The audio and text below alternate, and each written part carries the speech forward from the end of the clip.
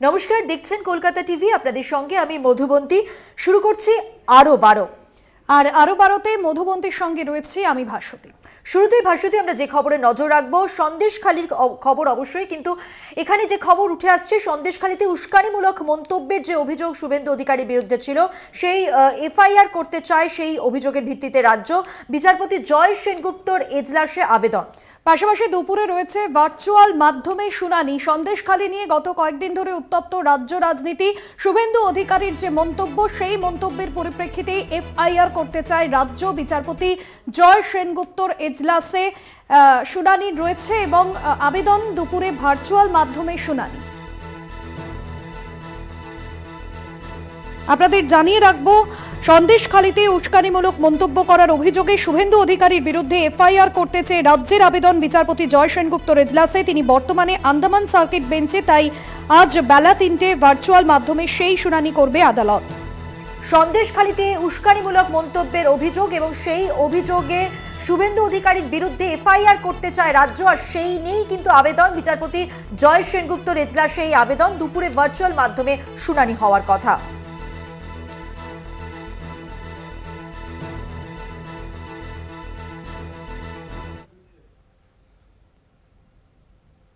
ভাস্বতী, এই খবরের দিকে যেমন আমাদের নজর থাকবে, অন্যদিকে সন্দেশখালীতে আমরা জানি আজকেই নওশাদ সিদ্দিকী যাওয়ার চেষ্টা করেন এবং সায়েন্স সিটি চত্বরে, সেখানেই সায়েন্স সিটি অঞ্চলে তাকে গ্রেফতার করা হয়। আইএসএফ বিধায়ক 144 ধারার কারণ দেখিয়ে তাকে আটকায় পুলিশ।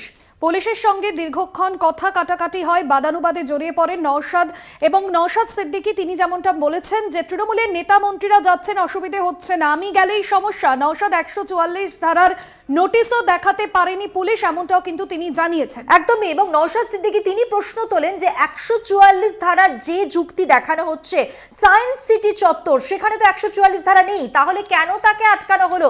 এই প্রশ্নই তুলেছেন নওশাদ সিদ্দিকী। নওশাদকে আনা হয়েছে লালবাজারে। সন্দেশখালী যাওয়ার পরিকল্পনা ছিল আইএসএফ বিধায়ক নওশাদ সিদ্দিকীর। যাওয়ার পথে কলকাতা সায়েন্স সিটির কাছে গ্রেফতার করা হলো তাকে। মঙ্গলবার সকাল অর্থাৎ আজকে 9টা নাগাদ সন্দেশখালীর উদ্দেশ্যে রওনা দিয়েছিলেন নওশাদ। পুলিশের দাবি 144 ধারা লঙ্ঘন করার অভিযোগে নওশাদকে গ্রেফতার করা হয়েছে। অন্যদিকে নওশাদ সিদ্দিকী আইএসএফ বিধায়কের আজ দুটি কর্মসূচি ছিল, একদিকে সন্দেশখালী, অন্যদিকে বাসন্তীতে কর্মসূচি ছিল। কিন্তু ঘটনাস্থল থেকে 62 কিলোমিটার দূরে নওশাদ সিদ্দিকীকে আটকে দেওয়া হয়েছে। যদিও পুলিশের দাবি যে 144 ধারা রয়েছে, সেখানে ধীরে ধীরে ছন্দে ফেরার চেষ্টা চলছে সন্দেশখালীতে, নতুন করে যাতে অশান্তি পরিস্থিতি না তৈরি হয় তার জন্যই পুলিশ তাকে আটকায়। যদিও নওশাদ দাবি করছেন যে 144 ধারার কোনো নোটিশ দেখাতে পারেনি পুলিশ। আরো বিস্তারিত জানবো, আমাদের সঙ্গে টেলিফোন লাইনে রয়েছেন আমাদের প্রতিনিধি শুভঙ্কর মণ্ডল। শুভঙ্কর, নওশাদ সিদ্দিকী তাকে গ্রেফতার করা হলো সায়েন্স সিটি এলাকা থেকে। সেক্ষেত্রে একটা প্রশ্ন তো উঠছেই, 144 ধারা যুক্তি পুলিশ দেখিয়েছে, এক্ষেত্রে 144 ধারা লঙ্ঘন করা হয়েছে কিভাবে? পুলিশ ঠিক কি বলছে? দেখো, পুলিশের কাছ থেকে এই বিষয়ে কিন্তু কোনো সদুত্তর পাওয়া যায়নি, বা নওশাদ সিদ্দিকী নিজেও দাবি করেছেন যে পুলিশকে তিনি জিজ্ঞেস করেছিলেন, কিন্তু সেখান থেকে কোনোভাবেই কোনো রকম কোনো উত্তর তিনি পাননি। তবে পুলিশের তরফে বলা হয়েছে যে 144 ধারা লঙ্ঘন করার জন্য নওশাদ সিদ্দিকীকে গ্রেফতার করা হয়েছে। তার যুক্তিযুক্ত কারণ তারা প্রদর্শন করতে পারেনি। এবং আজ নওশাদ সিদ্দিকীর দুটি কর্মসূচি কিন্তু সন্দেশখালীতে ছিল বলা যেতে পারে।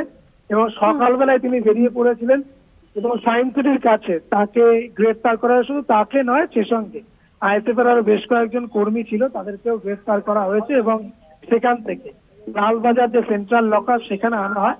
সময় অনেকটাই গড়িয়েছে এবং এখনো পর্যন্ত নওশাদ সিদ্দিকী এবং তার কর্মী বলা যেতে পারে আইএসএফ দলের, তারা বেশ কয়েকজন কিন্তু ভেতরে রয়েছেন। এবং কখন নওশাদ সিদ্দিকীকে ছাড়া হবে সেটা নিয়ে কিন্তু যথেষ্ট প্রশ্ন রয়েছে। কারণ তোমরা জানিয়ে রাখি যে বিকেলে সন্দেশখালীতে অর্থাৎ বাসন্তীর কাছাকাছি একটি জায়গায় তার কিন্তু একটি সভা করার কথা ছিল, এবং স্বাভাবিকভাবেই সেই বিষয়টি যাতে কোনোভাবেই আর তিনি ভেতরে যেতে না পারেন, হয়তো সেই কারণেও তাকে এখনো পর্যন্ত লালবাজারে রাখা হয়েছে বলে মনে করছেন নওশাদ সিদ্দিকী বা তার দলবল। তবে নওশাদ সিদ্দিকী এখনো পর্যন্ত লালবাজারে রয়েছে, তাকে গ্রেফতার করে ভেতরেই রাখা হয়েছে। এবং তোমায় জানিয়ে রাখি, আজ সকালে যখন তিনি সন্দেশখালীর উদ্দেশ্যে রওনা হয়েছিলেন, সায়েন্স সিটির কাছে তাকে গ্রেফতার করে পুলিশ এবং 144 ধারা লঙ্ঘন করা হয়েছে। এই কারণ দেখিয়েই কিন্তু নওশাদ সিদ্দিকীকে গ্রেফতার করা হয়েছে। ধন্যবাদ শুভঙ্কর। কথা বললাম আমাদের প্রতিনিধি শুভঙ্কর মণ্ডলের সঙ্গে। আপাতত লালবাজারে গ্রেফতার করে নওশাদ সিদ্দিকীকে নিয়ে আসা হয়েছে। যেমনটা আপনাদের জানাচ্ছিলাম, সন্দেশখালী যাওয়ার পরিকল্পনা নিয়েই বেরোন। সকাল 9টা নাগাদ সন্দেশখালীর উদ্দেশ্যে যখন রওনা দিয়েছিলেন নওশাদ সিদ্দিকী, তখন সায়েন্স সিটির কাছে পৌঁছতেই পুলিশের হাতে গ্রেফতার হলেন তিনি। মঙ্গলবার সন্দেশখালী যাওয়ার জন্য রওনা হন আইএসএফ বিধায়ক। ঘটনাস্থল থেকে 62 কিলোমিটার দূরে তাকে 144 ধারার কারণ দর্শিয়ে আটকালো পুলিশ।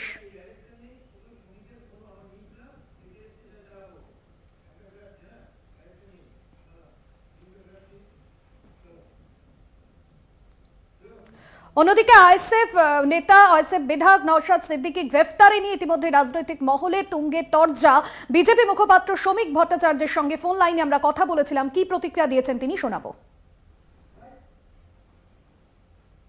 দেখুন, নতুন কিছু নয়।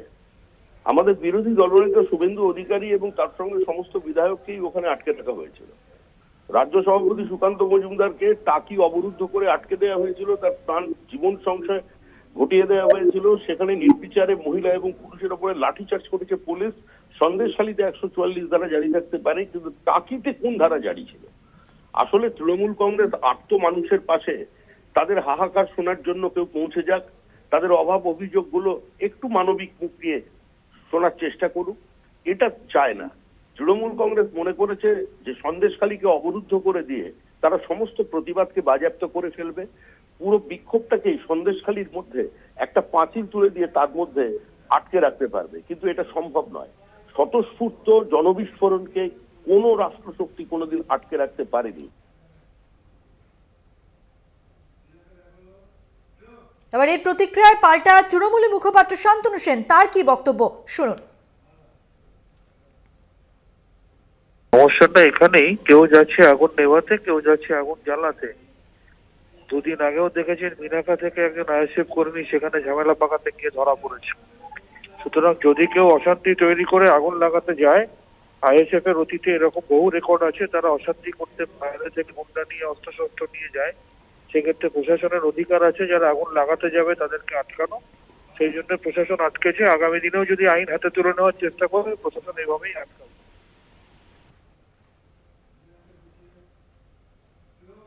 এবার যে খবরে নজর রাখবো, সন্দেশখালী কাণ্ডে এখনো পর্যন্ত অধরা শেখ শাহজাহান। শাহজাহানের গ্রেফতারিতে স্থগিতাদেশ নেই, সোমবার জানান হাইকোর্টের প্রধান বিচারপতি। একদমই। এবং যেটা জানা যাচ্ছে যে তৃণমূলের যে যুক্তি ছিল গ্রেফতারি নিয়ে শাহজাহানের, সেক্ষেত্রে কিন্তু হাইকোর্ট যেটা বলছে যে এক্ষেত্রে স্থগিতাদেশ কিন্তু গ্রেফতারির ক্ষেত্রে নেই। অর্থাৎ সিটের বিষয়ে যে স্থগিতাদেশ ছিল, সেই সিট গঠনের ক্ষেত্রে স্থগিতাদেশ দেওয়া হয়েছিল হাইকোর্টের পক্ষ থেকে, কিন্তু পুলিশ অর্থাৎ রাজ্য পুলিশ কিন্তু শাহজাহানকে গ্রেফতার করতেই পারে এমনটাই কিন্তু জানানো হয়েছে, জানিয়েছেন প্রধান বিচারপতি অভিষেক।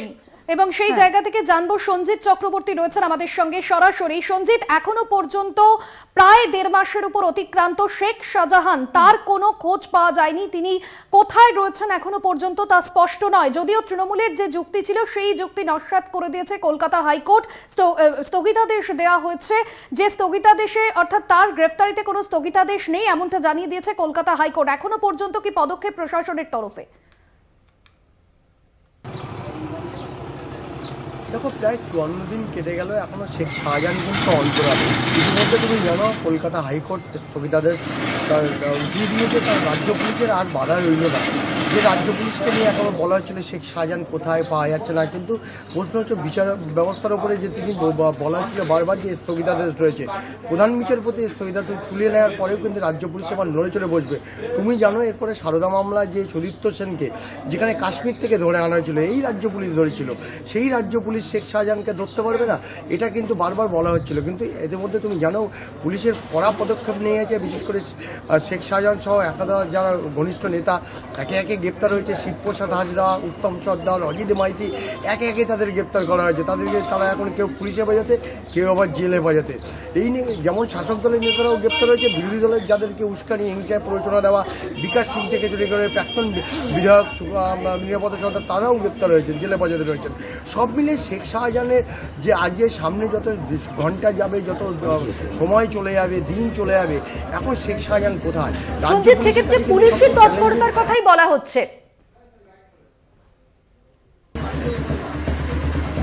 একেবারেই ঠিক। তুমি যখন রাজ্যের স্বয়ং ডিআইজি রয়েছেন, আইন শৃঙ্খলা সুপ্রিম সরকার রয়েছে, তার সাথে ডিআইজি রয়েছেন ভাস্কর মুখোপাধ্যায় সহ একাধিক বুধি অফিসার রয়েছে, যারা সন্দেশখালী ঘাঁটি ঘিরে বসে আছে, যারা কোনো রকমভাবে নতুন করে বিশৃঙ্খলা না করা হয়। পাশাপাশি শাসক দলকে তারা কড়া পদক্ষেপ নিয়েছে, তারা একদম নিরপেক্ষতা ভূমিকা পালন করছে।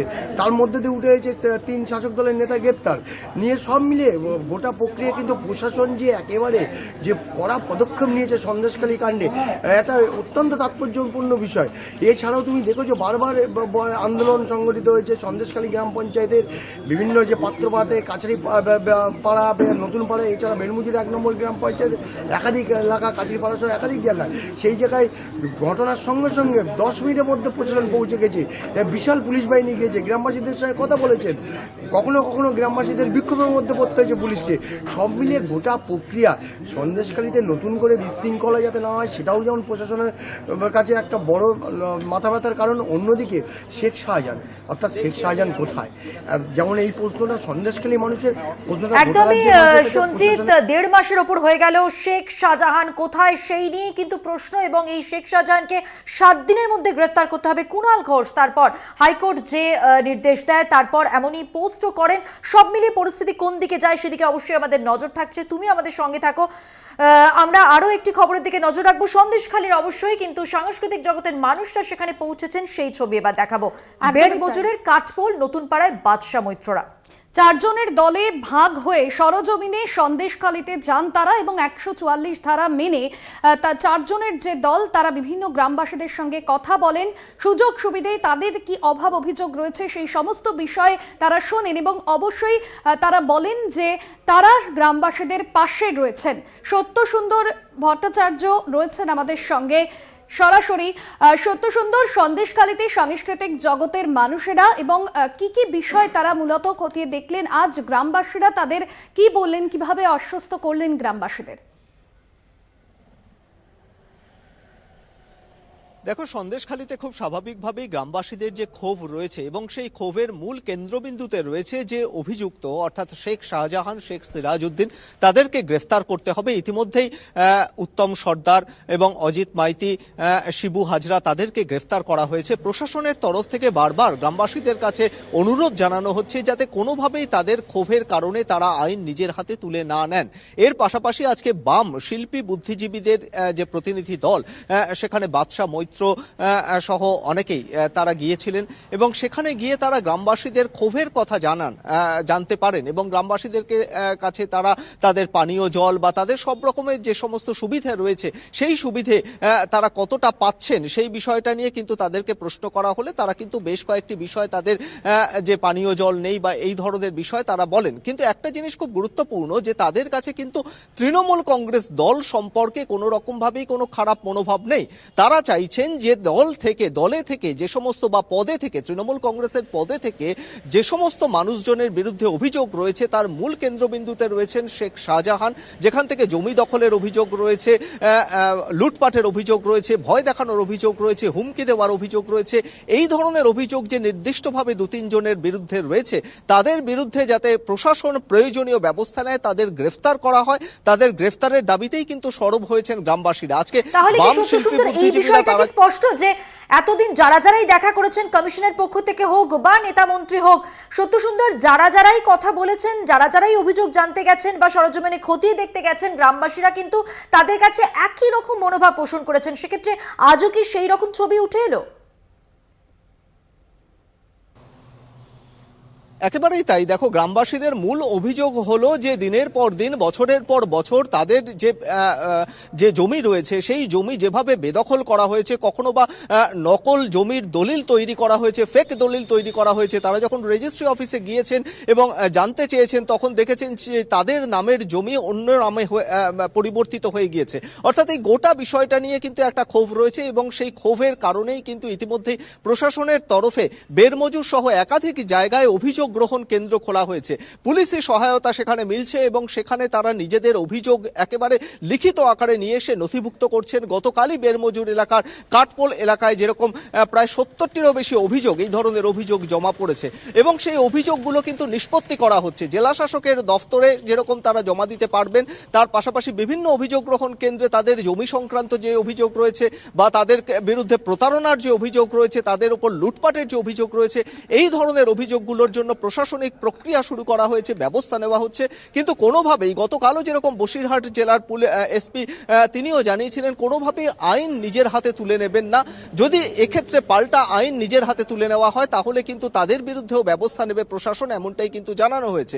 আজকে যখন বাম শিল্পী বুদ্ধিজীবীরা সন্দেশখালীর বিভিন্ন ব্লকে ঘুরে দেখেন, তারাও কিন্তু একইভাবে তাদের কাছে আবেদন জানিয়েছেন। এই যে সমস্ত গ্রামবাসীর ক্ষোভ রয়েছে তারাও জানিয়েছেন যে কোনো রকম ভাবে প্ররোচনায় পা দেবেন না, কোনোভাবেই আইন নিজের হাতে উগরে দেন গ্রামবাসীরা। সত্য সুন্দর, তুমি আমাদের সঙ্গে থাকো। যেমনটা আমাদের প্রতিনিধিও জানাচ্ছিলেন, সন্দেশখালীতে আজ যখন সাংস্কৃতিক জগতের মানুষরা যান তখন তারাও কিন্তু গ্রামবাসীদের অভিযোগ শোনেন এবং গ্রামবাসীরা একদিন ঠিক যেভাবে তাদের অভিযোগের কথা বলেছেন, তাদের উপর অত্যাচার নির্যাতনের কথা বলছেন, সেই দাবি দাওয়া কিন্তু এদের কাছেও প্রকাশ করেন একইভাবে। একদমই। এবং গ্রামবাসীরা কথা বলে কি জানিয়েছেন, কি ক্ষোভ তাদের, শুনুন। তখন তো মুখ খুলতে পারতো না, এখন তো মুখ খুলে চলছে। এখন আর কেউ বললেই তো ধরে নিয়ে যাবে। এই আমরা এখন আমাদের যারা বলেছি আমরা থানার সামনে, প্রশাসন তো কোনো কাজই করছে না, মুখ এখন আড়াল করে তারা একটা মানুষকে অ্যাড্রেস করলে তো হয়ে যায়, ঝামেলাটা মিটে যায়। তাহলে সে যদি না কিছু করে থাকে তো পালিয়ে বেড়াচ্ছে কেন? স্বামী তো বাইরেই পড়ে থাকে, দীর্ঘদিন আজকে মানে পার্টি ওই হুমকি দিয়ে পার্টি আসলেই বাজে যেখানে দেখা হবে বলে তুই আমার চোখের সামনে থাকবি না, তোকে খুন করে থাকবি। ওই জন্য বাইরেই পড়ে থাকে একটা ছোট বাচ্চা ছেড়ে ওই টিএমসি লোকজন। আমরাও তো টিএমসি করি, দিদির দলেই আমরা রিলিজ করেছি, এখনো করছি বলতে গেলে। তো দিদি তো একবার এসে দেখতে পারতো যে এখানটা কি হচ্ছে। আমরা ভোট আবার ভোট দিতে পারি না, আমরা ভোট দিতে পারি না। আমরা এতদিন ওনারই করেছি পার্টি, এখন কি এখন দেখি তারা যদি আমরা তো চাইছিলাম যে তিনজনের যে পদে ছিল তারা পদ থেকে ত্যাগ করুক, তাদের আইনত ভাবে যেটা করা সেটা করুক, অন্য মুখ আসুক। দল তো থাকবেই, দল তো আর কেউ ইয়ে করবে না।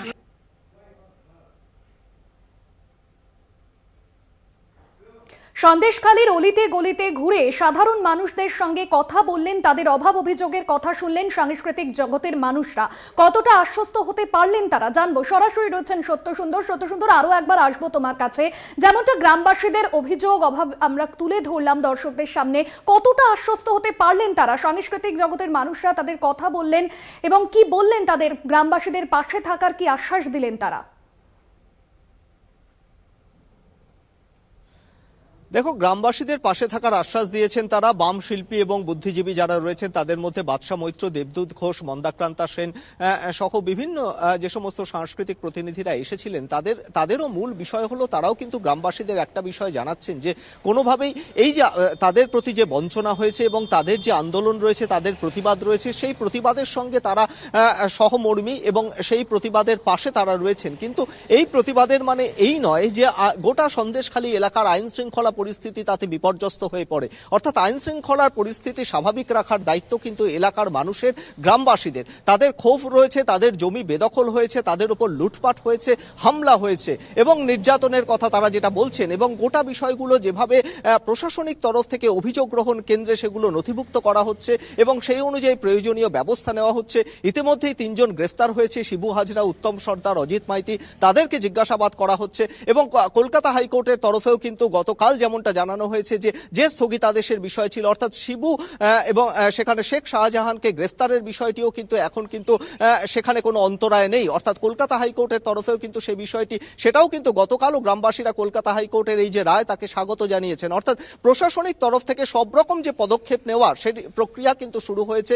বিভিন্ন গ্রামবাসীদের কাছ থেকে তাদের অভাব অভিযোগ শোনা হচ্ছে এবং সেই অভাব অভিযোগ কতটা সত্যি সেটা যাচাই করে সেই অনুযায়ী কিন্তু প্রয়োজনীয় ব্যবস্থা নেওয়া হচ্ছে। যত তাড়াতাড়ি এই পরিস্থিতি থেকে বেরোনো যায়, মুক্ত হওয়া যায়, গ্রামবাসীদের সেই বিষয়ে আশ্বস্ত করা হচ্ছে। যারাই যাচ্ছেন কথা বলে তাদের আশ্বস্ত করছেন। আপাতত সত্য সুন্দর, তোমাকে ধন্যবাদ। কথা বললাম আমাদের প্রতিনিধি সত্য সুন্দর ভট্টাচার্যের সঙ্গে। আরো এখন সময় হয়ে গেছে একটা বিরতি নেওয়ার। ফিরে আসছি বিরতির পর, সঙ্গে থাকুন। ফিরে এলাম বিরতির পর। এবার যে খবরে নজর রাখবো, সন্দেশখালির খবর। অবশ্যই প্রত্যেক মুহূর্তের আপডেট যেমন আপনাদের দিচ্ছি, এবার জানিয়ে রাখি বেরমুজুরের পুলিশ ক্যাম্পে ভুরি ভুরি নালিশ জমা হয়েছে। প্রায় 200টি জমি দখল সংক্রান্ত অভিযোগ রয়েছে, পুলিশের কাছে জমা হয়েছে, গ্রামবাসীরা জমা করেছেন। একদমই তাই, এবং যেরকমটা গতকালও পুলিশের তরফে আশ্বাস দেওয়া হয়েছে যে আইন নিজের হাতে তুলবেন না, কোনো রকম কোনো অভিযোগ থাকলে যে সমস্ত ক্যাম্প রয়েছে, পুলিশের ক্যাম্প করা হয়েছে, সেই সমস্ত ক্যাম্পে সমস্ত রকম অভিযোগ জানান এবং প্রশাসনের তরফে সমস্ত অভিযোগ খতিয়ে দেখা হচ্ছে। আমরা একটু জানি বিস্তারিত, সঞ্জিত রয়েছেন আমাদের সঙ্গে সরাসরি। সঞ্জিত, গতকালও আমরা দেখেছি 50-এরও বেশি অভিযোগ জমা হয়েছে। আজ সকাল থেকে সেখানে কি কি অভিযোগ জমা হয়েছে, প্রশাসনের তরফে সেই অভিযোগ মেটাতে এখনো পর্যন্ত কি কি পদক্ষেপ নেওয়া শুরু হয়েছে? দেখো, এখনো বেরমুজুর গ্রাম পঞ্চায়েতের যে কাঠপট, এখানে যে অভিযোগ গ্রহণ কেন্দ্র বরিশাল পুলিশ জেলার পক্ষ থেকে খোলা হয়েছে, সেখানে জমি সংক্রান্ত সমস্যা ছাড়াও অন্যান্য সমস্যাদের প্রায় 200 অভিযোগ জমা পড়েছে। তার মধ্যে তুমি জানো, ইতিমধ্যে সন্দেশখালী যে 2 নম্বর গ্রাম পঞ্চায়েতের যে বিভিন্ন জায়গায় তাদের জমি ফ্রড দেওয়া হয়েছে, বেশ কিছু পরিবারকে যারা অভিযোগ দায়ের করেছিল, অর্থাৎ তার জমির জোট পাচ্ছে না, জোর করে দখল করা হয়েছিল, সহ একাধিক তারা দখল করে বেআইনিভাবে শাসক দল নেতাদের বিরুদ্ধে অভিযোগ ছিল।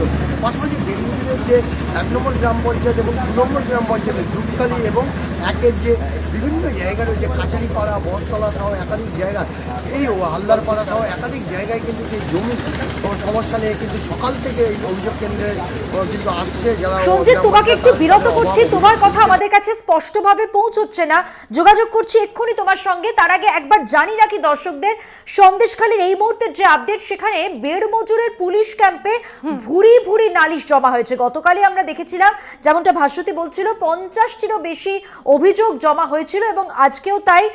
ডিজি রাজীব কুমার তিনি যেমনটা বলেছিলেন যে আইন হাতে তুলে নেবেন না, প্রশাসনকে জানান, অবশ্যই উপযুক্ত ব্যবস্থা নেওয়া হবে। প্রায় 200টি জমি দখল সংক্রান্তই অভিযোগ রয়েছে পুলিশের কাছে। এই সমস্ত অভিযোগ গ্রামবাসীরা জমা করেছেন, সন্দেশখালীর গ্রামবাসীরা নালিশ শুনছেন, পুলিশ এই মুহূর্তে সেই অভিযোগ কেন্দ্র আরো একবার আসবো। সঞ্জিত রয়েছেন সরাসরি। সঞ্জিত, যেমনটা তুমি জানাচ্ছিলে যে গতকাল আমরা দেখেছি 50-টিরও বেশি অভিযোগ জমা পড়েছে, আজ সকাল থেকে অভিযোগে কি কি এখনো পর্যন্ত কটি অভিযোগ জমা হয়েছে, কি অভিযোগ জানাচ্ছেন গ্রামবাসীরা, প্রশাসনের কি পদক্ষেপ? দেখো, ইতিমধ্যে বরিশাল পুলিশ জেলার পক্ষ থেকে যে অভিযোগ কেন্দ্র করা হয়েছে, প্রায় আজকে সকাল থেকে এখনো পর্যন্ত প্রায় 12:30 বাজতে যায়, প্রায় 150টি অভিযোগ জমা পড়েছে। তার মধ্যে বেশিরভাগ কিন্তু জমি সংক্রান্ত যে সমস্যা। তুমি জানো, সন্দেশখালী যে গ্রাম পঞ্চায়েতের বেশ কিছু বেনিফিশিয়ারিকে অভিযোগের ভিত্তিতে কিন্তু তাদের জমি ফেরত দিয়েছে জেলা শাসকের দপ্তরে গিয়ে। পাশাপাশি এই বেরমুজুর 2 নম্বর গ্রাম পঞ্চায়েতের যে ঝুপখালী, সেখানেও কিছু মানুষ কিন্তু তারা জমি ফেরত পেয়েছে। এবার 1 নম্বর গ্রাম পঞ্চায়েতের যে কাছারিপাড়া, হালদারপাড়া, নতুন পাড়া সহ একাধিক পাড়ায় যে আন্দোলন সংগঠিত হয়েছিল জমি ফেরতের দাবিতে, তারা কিন্তু অভিযোগ জমা দিচ্ছে। ধাপে ধাপে সেই জমি ফেরতের প্রক্রিয়া শুরু করেছে প্রশাসনের তরফ থেকে এবং তাদের উপযুক্ত নথিপত্র নিয়ে তারা কিন্তু দেখছেন, ফুটিয়ে দেখে তাদের ধাপে ধাপে সেই জমি তাদেরকে ফিরে দেবে। যথেষ্ট আশাবাদী এখানকার যারা অভিযোগকারী, অর্থাৎ যারা অভিযোগ করতে আসে।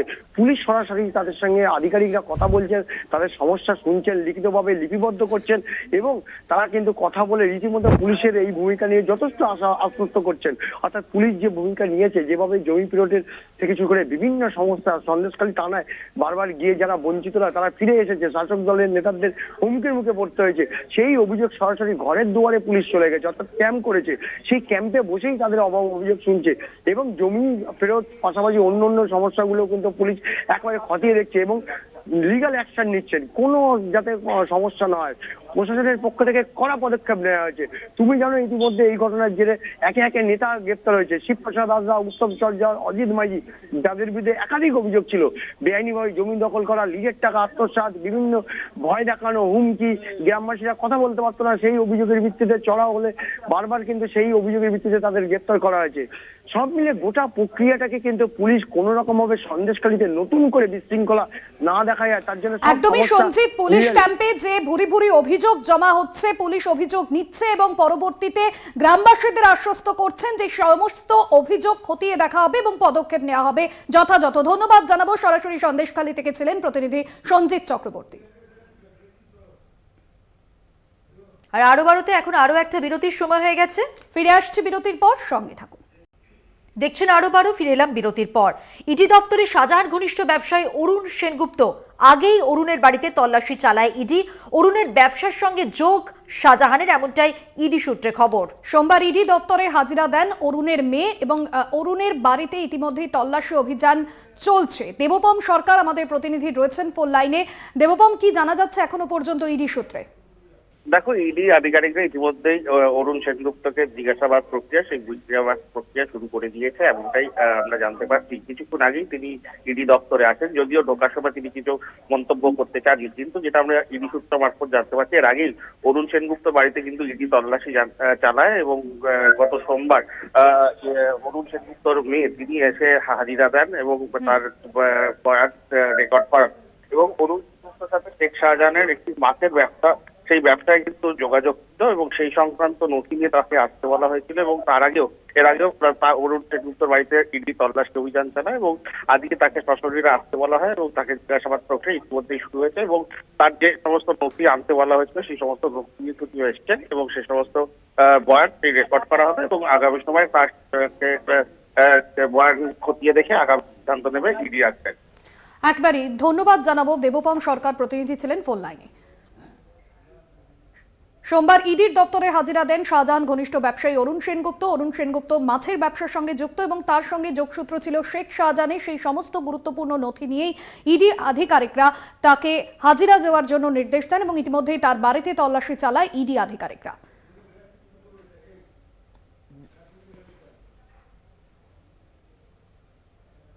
আর এবার যে খবরে নজর রাখবো, ইডির বিরোধিতার আবেদন খারিজ। নিজের স্পেশাল নলেজ পিএমএলএ অভিযুক্ত আদালতে নিজেই পেশ করতে পারেন। কৌস্তব রায়ের দাবিতে আপাত সম্মতি বিশেষ সিবিআই আদালতে।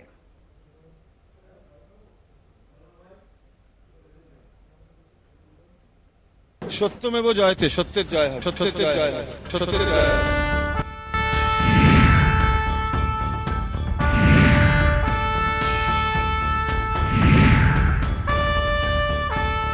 পিএমএলএ আইনের মাইলস্টোন রায়, বিজয় মদনলাল চৌধুরী বনাম ভারত সরকার, সেই রায়ের অংশবিশেষ এদিন আদালতে পেশ। যদিও এই বক্তব্য পেশ করার আগে তীব্র বিরোধিতা এনফোর্সমেন্ট ডিরেক্টরেটের। ভাস্কর প্রসাদ বন্দ্যোপাধ্যায়, ইডির আইনজীবী। অভিযুক্তের আইনজীবী এজলাসে হাজির থাকতে অভিযুক্ত নিজে বক্তব্য পেশ করতে পারেন না। কৌস্তুভ রায়, ধর্মাবতার, পিএমএলএ আইন অনুযায়ী অভিযুক্ত অভিযোগ খণ্ডনে নিজের পার্সোনাল নলেজ আদালতে পেশ করতে পারেন। বিজয় মদনলাল চৌধুরী বনাম ভারত সরকার মামলায় সুপ্রিম কোর্ট তা স্পষ্ট করে দিয়েছে। আদালতে রায়ের কপি পেশ করে কৌস্তুভ রায় বলেন, ভারতীয় ফৌজদারি আইনের থেকে পিএমএলএ আইন সম্পূর্ণ ভিন্ন। পিএমএলএ আইনের 24 নম্বর ধারায় পরিষ্কার বলা আছে, অভিযুক্তকেই তার বিরুদ্ধে অভিযোগকে প্রমাণ করতে হবে। তাই বিজয় মদনলাল চৌধুরী বনাম ভারত সরকারের মামলায় অভিযোগ খণ্ডনে অভিযুক্ত তার পার্সোনাল নলেজ আদালতে পেশ করতে পারেন। সেই সুযোগ তার প্রাপ্য। ভারতীয় সাক্ষ্য আইন অনুযায়ী অভিযুক্তের এই অধিকার আছে। এমনকি তিনি তদন্তকারী সাক্ষীকে জেরাও করতে পারেন। অভিযুক্ত অভিযোগ খণ্ডনে পার্সোনাল নলেজ থেকে প্রয়োজনে প্রমাণও পেশ করতে পারেন। এনফোর্সমেন্ট ডিরেক্টরেট সম্প্রতি আমার অফিসে 4 ব্যক্তিকে সমন পাঠিয়েছে। এদের মধ্যে 2 জন বহুদিন আগেই চাকরি ছেড়ে গিয়েছেন। আরেকজন নেহাতি টেকনিক্যাল পার্সন, বেতন 25 থেকে 30,000 টাকা। তিনি কোম্পানি হিসেব নিকেশ সংক্রান্ত কোনো তথ্য সম্পর্কেই অবগত নন। আসলে কোম্পানিতে অচলাবস্থা তৈরি করার জন্য এমন পদক্ষেপ করা হচ্ছে। এর আগে আরেকটি কেন্দ্রীয় তদন্তকারী সংস্থা এই সংস্থার এক বয়স্ক ব্যক্তিকে তুলে নিয়ে গিয়ে 10 মাস আটকে রেখেছিল। সেখানেই অসুস্থ হয়ে তিনি মারা যান। বিজয় মদনলাল চৌধুরী মামলায় 150 পাতা বড়জোর ওনারা পড়ছেন, তারপর কি আছে দেখছেন না। আমার 2টো সম্পত্তি বাজেয়াপ্ত করে রাখা হয়েছে। যেসব হিসেব চাওয়া হয়েছিল দেওয়া হয়েছে। তারপরেও ওরা 2023 সালে কোম্পানির ব্যালেন্স শিট চেয়ে পাঠিয়েছে, অথচ ওই ব্যালেন্স শিট অনলাইনে পাওয়া যায়, ডাউনলোড করেও নেওয়া যায়। সওয়াল করেন কৌস্তুভ রায়। এছাড়াও গ্রেফতার সংক্রান্ত বিষয়ে ইডি নির্দিষ্ট নিয়ম মানছে না। পিএমএলএ আইনের 19-এর 1 ধারা সঠিকভাবে না মেনেই গ্রেফতার করা হচ্ছে।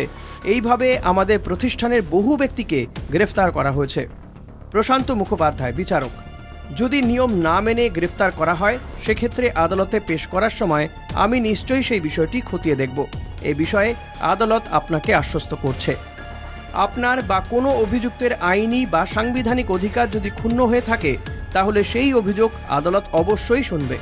আইনকে নিশ্চিতভাবে অন্য রকমভাবে ব্যবহার করার সুযোগ নেই। এক্ষেত্রে তা হয়েছে কিনা আদালত অবশ্যই খতিয়ে দেখবে, কারণ আদালত আদতে আইনের রক্ষক। আমার ভরসা ছিল বিচার ব্যবস্থার প্রতি, আমার ভরসা আছে আইনের দেবী যার চোখ বন্ধ এবং হাতে দাঁড়িপাল্লা আছে, এবং অশোক স্তম্ভ যেখানে লেখা আছে সত্যমেব জয়তে, সত্যের জয় হবে।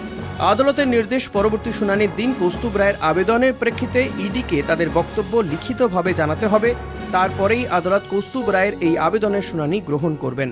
কলকাতা টিভি।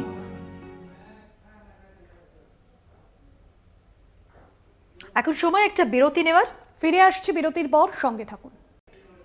ফিরিলাম বিরতির পর। ভাষ্যতি এবার যে খবরে নজর রাখবো, সন্দেশখালীর পথে এবার কংগ্রেস এবং কংগ্রেসকেও আটকালো পুলিশ। কংগ্রেসের 7-8 জনকে আটকানো হলো নেজার থানায়।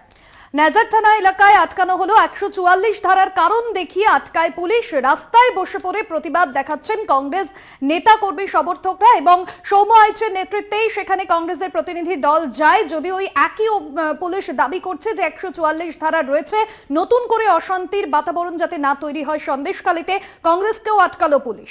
একদমই কিছুক্ষণ আগে ভাষ্যতে আমরা যে ছবি দেখেছিলাম, সায়েন্স সিটি এলাকায় 144 ধারারই যুক্তি দেখিয়ে পুলিশ আটকায় নওশাদ সিদ্দিকীকে। তাকে গ্রেফতারও করা হয়েছে, লালবাজারে নিয়েও আসা হয়েছে। এবং আজকে কংগ্রেস যখন যায়, কংগ্রেসের প্রতিনিধি দল যখন যায় সন্দেশখালীর উদ্দেশ্যে, সেখানে যাওয়ার পরিকল্পনা নিয়ে, তখন নেজার থানা চত্বরে তাদের আটকে দেওয়া হলো।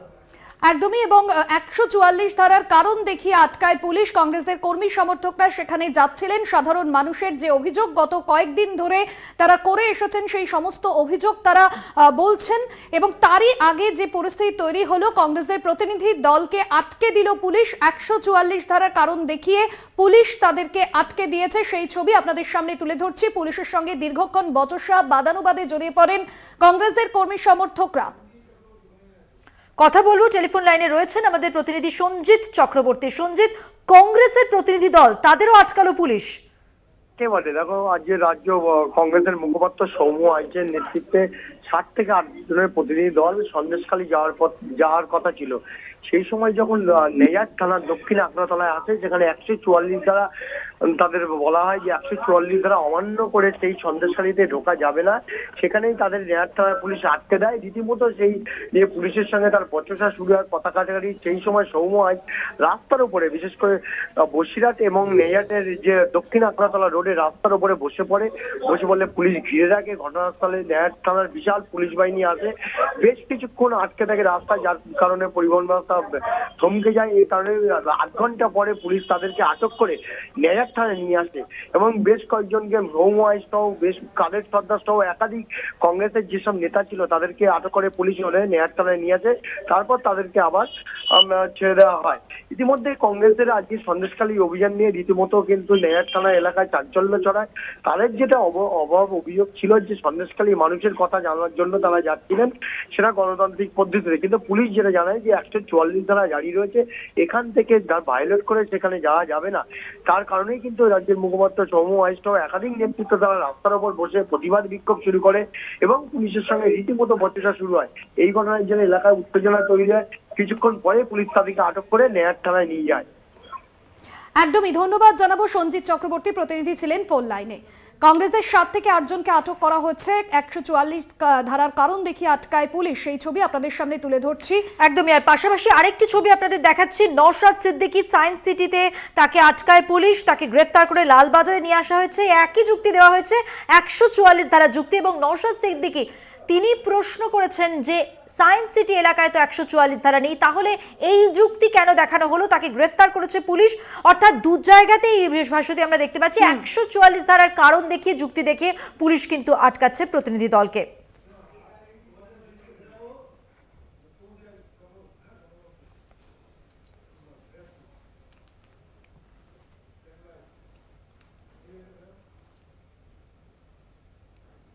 সন্দেশখালীর প্রতি মুহূর্তের আপডেট যেরকম আপনাদের দিচ্ছি, পাশাপাশি অন্যান্য খবরে নজর রাখবো। 3 দিনের জঙ্গলমহল সফরে মুখ্যমন্ত্রী মমতা বন্দ্যোপাধ্যায় 3 জেলায় প্রশাসনিক সভার পাশাপাশি 2,500 কোটি টাকার প্রকল্প উদ্বোধন ও শিলান্যাস করার কথা রয়েছে তার।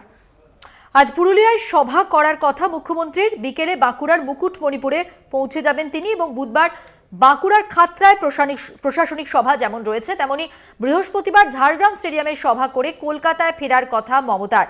লোকসভা নির্বাচনের আগে মমতার এই সফর রাজনৈতিকভাবে যথেষ্ট তাৎপর্যপূর্ণ। আজ থেকে শুরু হচ্ছে মুখ্যমন্ত্রীর জেলা সফর। আপনাদের সামনে যে ছবি তুলে ধরছি, পুরুলিয়া, বাঁকুড়া, বিষ্ণুপুর, ঝাড়গ্রাম, জঙ্গলমহলের 4টি লোকসভা আসনই বিজেপির দখলে।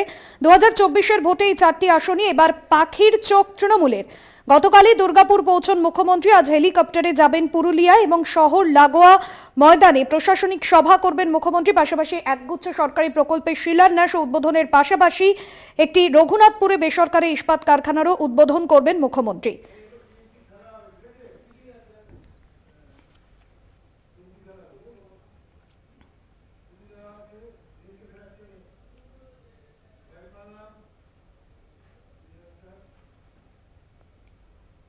মুখ্যমন্ত্রীর সফরের দিকে অবশ্যই আমাদের নজর থাকবে। 24-এও তৃণমূলের স্লোগান খেলা হবে। জানিয়ে রাখি, এবার সোশ্যাল মিডিয়ায় খেলা হবে নতুন স্লোগান, বন্ধু আবার খেলা হবে স্লোগান জোড়া ফুল শিবিরের। সামনেই 2024-এর লোকসভা নির্বাচন এবং তার আগে আবারও খেলা হবে স্লোগান এবং সোশ্যাল মিডিয়ায় খেলা হবে নতুন স্লোগান, বন্ধু এবার খেলা হবে। 24-এ তৃণমূলের স্লোগান খেলা হবে। সোশ্যাল মিডিয়া ইতিমধ্যেই কিন্তু সেই স্লোগান যথেষ্টই ভাইরাল হয়েছে, জোড়াফুল শিবিরের এই স্লোগান। ইতিমধ্যেই জানিয়ে দেওয়া হয়েছে সোশ্যাল মিডিয়ায় যে এবার কিন্তু স্লোগান একটু অন্যরকম হলে খেলা হবে তো রয়েছে, বন্ধু আবার খেলা হবে স্লোগান জোড়া ফুল শিবিরের। 21-এর বিধানসভা ভোটের আগে প্রথম খেলা হবে স্লোগান এসেছিল। এবার 24-এর লোকসভা নির্বাচনেও এই খেলা হবে স্লোগান দিয়েই বাজিমাত করতে চাইছে তৃণমূল। সোশ্যাল মিডিয়ায় খেলা হবে নতুন স্লোগান। বিশেষ প্রতিনিধি দেবজ্যোতি ঘোষ টেলিফোন লাইনে রয়েছেন, কথা বলবো দেবজ্যোতির সঙ্গে। দেবজ্যোতি, তাহলে একটু অন্যরকম করে খেলা হবে তো রইলই, সঙ্গে আবার খেলা হবে, বন্ধু আবার খেলা হবে, এই স্লোগানই তো তাহলে? দেখো, তৃণমূল কংগ্রেসের আইটি সেলের পক্ষ থেকে একটা প্রচার কর্মসূচি নেওয়া হয়েছে। যেভাবে 2021-এর লোকসভা নির্বাচনের আগে দেবাংশু ভট্টাচার্য তিনি খেলা হবে স্লোগানকে তিনি সবার সামনে এনেছিলেন, সেই মতোই কিন্তু তৃণমূল নেত্রী মমতা বন্দ্যোপাধ্যায় একাধিক জায়গায় সেই স্লোগান দিয়েছিলেন এবং তৃণমূল কংগ্রেসের আইটি সেলের পক্ষ থেকে নতুন স্লোগান খেলা হবে এবং সেখানে কিন্তু নতুন গানের সংযোজন করেছেন এবং সেখানে লক্ষ্মীর ভান্ডার থেকে বেশ কিছু রাজ্য সরকারের কর্মসূচি ঠাঁই পেয়েছে। অর্থাৎ 21-এর যে খেলা হওয়া স্লোগান, সেই স্লোগানের সুফল পেয়েছিল তৃণমূল কংগ্রেস। 24-এর লোকসভা নির্বাচনের একই স্লোগানকে সামনে নিয়ে তারা আবার নির্বাচনী লড়াইয়ে অবতীর্ণ হচ্ছেন। ধন্যবাদ। কথা বললাম আমাদের বিশেষ প্রতিনিধি দেবজ্যোতি ঘোষের সঙ্গে।